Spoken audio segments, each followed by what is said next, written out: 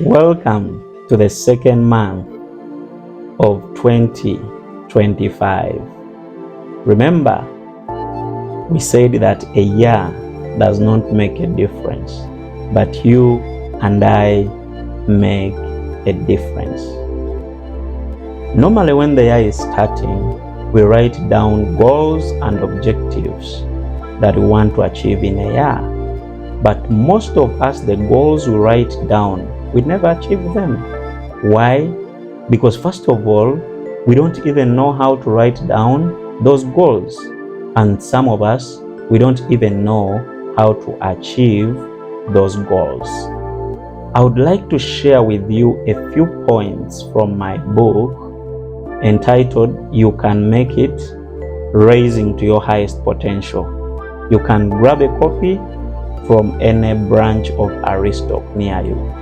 First and foremost, for you to achieve your goal, for any goal to be achieved, it must be written down. Writing down your goal, it gives it life. When you write down your goal, that means you are breathing life onto it. Now, I want us to go through how do we write down our goals. Because we don't just write them down. They have a criteria and they have a procedure on how to write them down. Now, the first step that I put down is that write your goals in a positive manner. Don't write down what you don't want, but write down the things you want to achieve. Let's take an example. I am buying land this year. So that is positive. You are buying land this year. The next step, write your goals out in complete details. If you just say, I am buying land this year, that is not complete. Remember, our brains are program oriented. And for a program to have effect, it must be complete. So now, you go ahead and write down your goal in complete details. Let's take an example that I am buying a 50 by 100 piece of land in Mukono Wantoni by the 24th of December 2025. So that means that is a complete goal. It has a time frame. And what is the importance of the time frame? It can help you mark your progress. You can look and know that, hey, the 24th of December is coming nearer. How much have I achieved so far? So it helps you mark your progress. Now, the third step is write in present tense. Now, you must write down your goals in present tense. Don't say, I will buy land this year. No. If you say, I will, most of the things we want keep changing over time. So if you say, I will buy a 50 by 100 piece of land this year 2025, what are you telling your subconscious mind? That this I will can be changed at any one point. So how do you write that? You say, I am buying a 50 by 100 piece of land in Mukono Wantoni by the 24th of December 2025. I am buying. That means between now and the 24th of December 2025, what have you told your subconscious mind? That we are buying land in this process.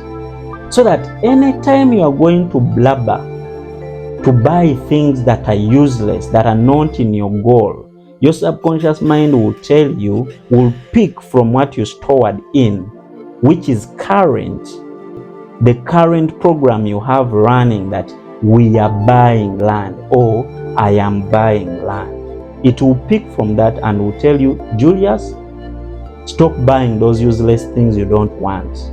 We are buying land this year. So that is the importance of writing it in the present tense. So, having done that, now you have to keep rewriting your goals. You don't write your goals once, you cover the book and then you throw it away. No, you have to keep rewriting your goals every quarter, or maybe even every month. You write down your goals. Now, by doing that, you are owning your goals, because you keep drafting them again, you keep adding motivating adjectives, you keep making them precise, and in the process they are sinking in your blangata and you are owning them. They are becoming fully part of you every now and again, in that even when you wake up, you have them on top of your mind. But if you just write them at once at the beginning of the year, you throw away your book, then you come for it towards the end of the year, obviously you don't have anything to mark. And that's what most people do. Now, the last part is very crucial, and that is drafting a work plan. You must draft a work plan for each and every goal you have written down. Draft a work plan. That's why we need to write our goals in complete details. If you want to buy a 50 by 100 plot in Wantoni Mukono, now in the work plan, you must go and make research or make a few phone calls so that you can know how much a 50 by 100 piece of land costs in Wantoni Mukono. So they will tell you that maybe it is 24 million. Now, if at all they tell you that a 50 by 100 piece of land in Mukono is 24 million, remember you have a full year of 12 months. Now you are going to come to this 24 million and divide it by the 12 months you have in a year. You find that you need 2 million each month. So you must be saving, and you must be willing to save 2 million each month. Now we are drafting our work plan. If you need to be saving 2 million each month, now you come down and ask yourself, how much am I earning? Maybe you earn 2 million exactly. If you earn 2 million, that means you cannot save the entire 2 million. Maybe you use the entire 1 million and you can save 1 million. But remember, we need 2 million so that we can achieve our goal. So now you are drafting your work plan. Now you ask your brain, how can I raise the 2 million each month? Remember, you earn 2 million exact, and you must save 2 million, which is not possible. All right, so you can only save maybe 1 million, and then you use 1 million to do your personal things. So now in your work plan, that's where you come down and you look through your figures. If you earn 2 million, the first thing you're going to ask yourself, is there any possibility of me at least saving 1.5? This is where you come down and ask yourself, how can I save some extra money from the 1 million I spend each month? So now you may find that, okay, sometimes I may need to use a border. I've been driving my car Monday to Sunday, and maybe the consumption rate has been high. Maybe a few days I need to use a border.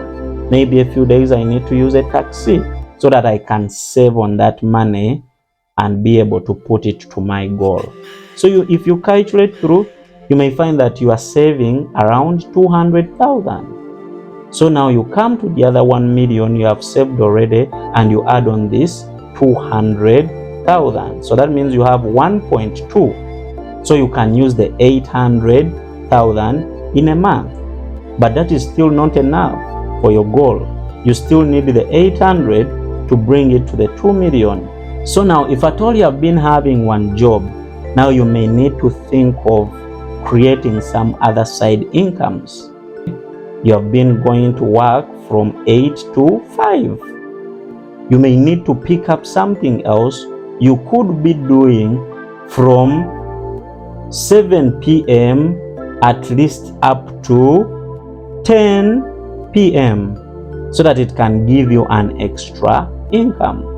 If you can pick up something and maybe it can give you 400,000, that is good.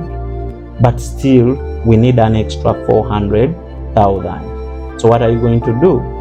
Maybe you may need to pick up another source of income in between so that you can raise the 800 extra money you are looking for.